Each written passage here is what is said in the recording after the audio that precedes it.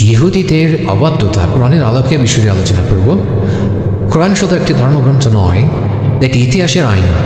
আল্লাহ তাআলা তাতে আমাদের শিক্ষা দিয়েছেন অতীত জাতির কাহিনীর মাধ্যমে।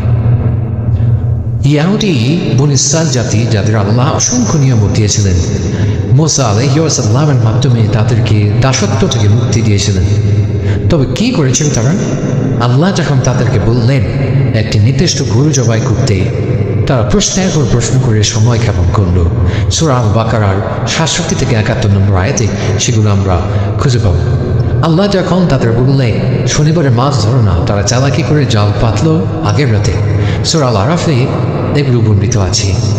এই অবাধ্যতার ফলেই তারা আল্লাহর গজবে পতিত হয়েছে। এই কাহিনী আমাদের জন্য সতর্কবার্তা। আল্লাহ আদেশ উপহাস বা ধোঁকা দিলে তার শাস্তিও ভয়াবহ হতে পারে। আসুন শিক্ষা নেই কোরআনের আলোকে।